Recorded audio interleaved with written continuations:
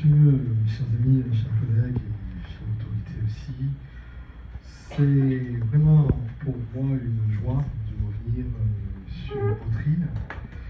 Une joie et surtout un plaisir. C'est beaucoup de bonheur de voir que les départements, les territoires, les régions d'outre-mer, on continue à travailler ensemble. En tout cas, ce que je retiens, c'est l'intensité. Puis vous voyez que vous avez une intense, cette intensité aujourd'hui que vous avez dans vos multiples et magnifiques projets.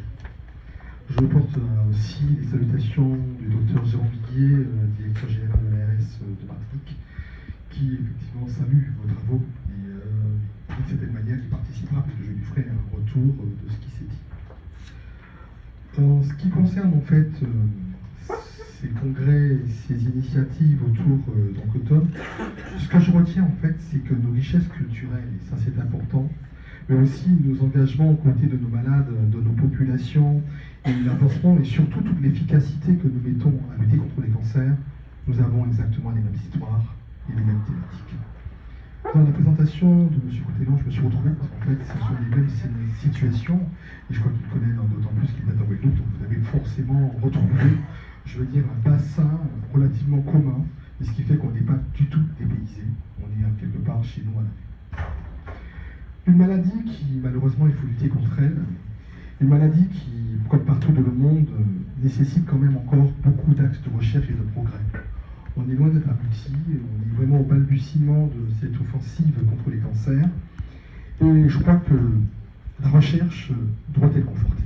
Je crois qu'il ne faut pas baisser les bras, il y a la prise en charge, mais aussi la dimension de recherche et la solvabilité qu'on doit mettre aussi dans ces moyens-là, notamment avec l'apport des SHS, des sciences humaines et sociales, puisque nous voyons, et d'ailleurs la stratégie décennale qui a été annoncée par le gouvernement en 2021 pour les cas, et nos feuilles de route régionales, celle d'ailleurs qui a été aboutie aussi en Martinique, met aussi le droit sous l'intérêt de l'humain, c'est-à-dire la place de l'humain dans ce dispositif, de manière à être rendez-vous de personnes dans une vision beaucoup plus globale que technique, ce qu'on a tendance à faire. Les progrès thérapeutiques, nous en avons aussi. Il a été rappelé que les innovations vont bon train. Aujourd'hui, le cancer ne se traite plus comme se traitait 10 ans avant. Il y a beaucoup d'espoir aussi dans cela. On voit bien aussi les innovations technologiques et pour nous, en Martinique, on y avance beaucoup, avec notamment l'avènement des plateaux techniques et des installations technologiques qui vont être extraordinaires et qui, sous lesquelles je vois aussi que la Guyane, mais aussi pas la Guyane, la Réunion s'engage. Et je vois aussi que de certains mouvements, l'outre-mer est en train, d'une manière peut-être timide, mais à son rythme, de rattraper ce qui était des retards. Malheureusement des retards, mais qui s'appellent aussi des inégalités. Il faut dire les mots, ce sont des inégalités dans le traitement de ces populations-là. Et ces retards sont rattrapés, et tout le monde a mis la main à la pâte, y compris le national, avec l'Institut du cancer, puisque nous voyons bien que cette stratégie décennale est une stratégie innovante, de sorte que l'outre-mer a sa place partout. C'est quand même innovant, il fallait quand même le souligner. C'était ici même chez vous que j'ai entendu Madame la ministre Buzyn, qui était à l'époque présidente de l'INCa, et qui disait voilà que je vous fais une promesse. En sortant d'ici, plus aucune carte ne sera éditée par l'Institut du cancer si les Outre-mer ne sont pas sur cette carte. C'était ici, chez vous, à La Réunion, il y a quelques années, où vous y étiez venu. Vous savez, Madame Pérez, je vais rappeler ces interventions. Donc aujourd'hui, il faut qu'on continue à œuvrer dans cette dynamique interdome, c'est-à-dire qu'on ne rompt pas ça, c'est-à-dire que nous, plus que jamais, restons unis. C'est plus ce que nous portons, comprendre nos différences, parce que nous sommes différents, mais nous avons également des atouts, des niches de progrès, des expériences et des partages. Et ça fait aussi aujourd'hui que comprendre ces différences, c'est prendre conscience que nous sommes forcément complémentaires. Et ces complémentarités sont également des volontés et des possibles sur lesquels nous ne spéculons pas, mais nous savons que nous arrivons parce qu'encore, il y a de larges marges de progrès. Et c'est ce que j'aime avec Ancotome, c'est avec cela que ça tient, ça prend du sens, ça prend toute sa place dans un paysage ultramarin. Je remercie beaucoup Alexandra, parce que c'était à pied levé en Guyane que nous avons laissé notre place à La Réunion pour pouvoir organiser ce magnifique congrès, et nous voyons que nous avions eu raison, car vous le sentez avec beaucoup de réussite.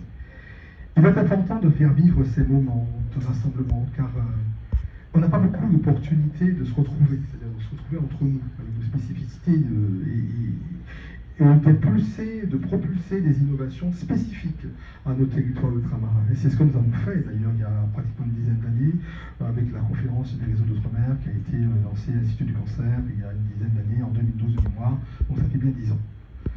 Et il y a tant de défis, tant d'espoir et tant de combats, c'est quand même des personnes, c'est des humains. Il y a tant de victoires aussi. Je pense que ce mot je l'aime parce qu'en fait, je n'aime pas les combats sans victoire et je pense que nous réussissons aussi quand nous taillons la victoire. Donc je suis parfaitement réaliste sur ces difficultés que nous rencontrons du fait de nos éloignements géographiques. On n'est pas tout près, je me rappelle bien quand même 3 jours pratiquement d'avion.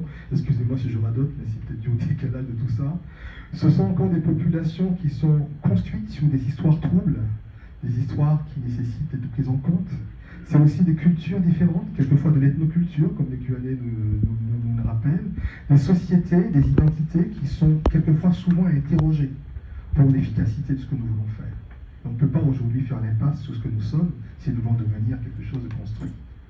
Nos îles, nos régions, nos territoires sont de véritables perles, ça c'est incontestable, j'aimerais le dire aussi, mais ça fait du bien quand même de savoir qu'on est quand même des perles, et elles doivent être prises en compte dans des politiques publiques, pas spécifiques, mais inclusives.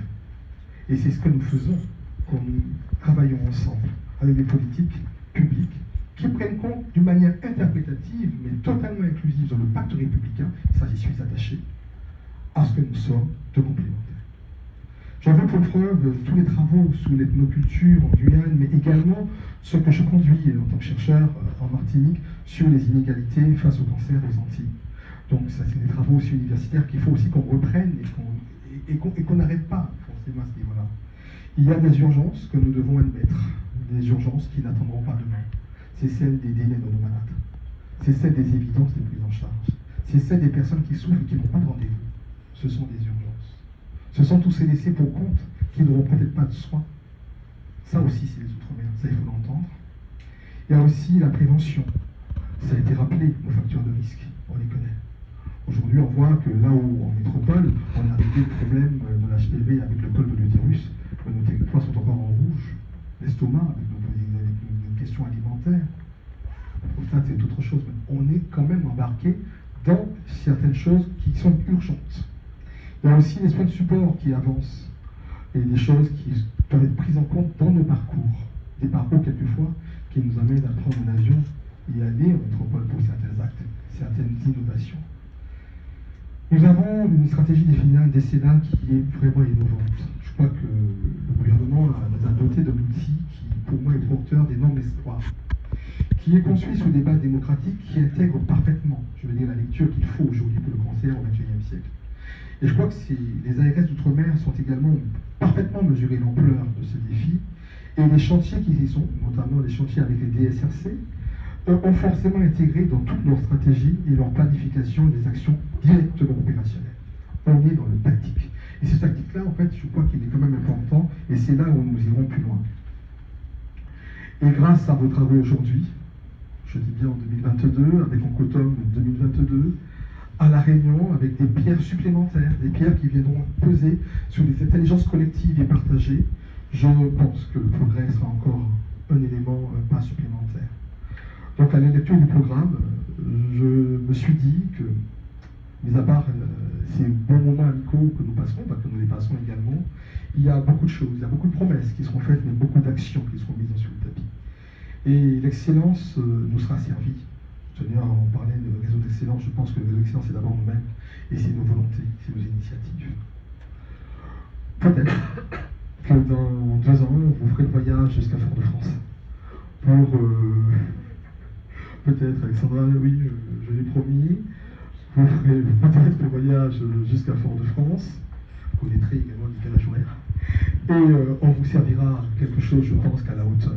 C'est vraiment la barre est haute, c'est une ambition que nous relevons, là c'est son passage, mais déjà, restons sur 2022 et osons, et faisons ensemble des choses et de belles choses. Merci.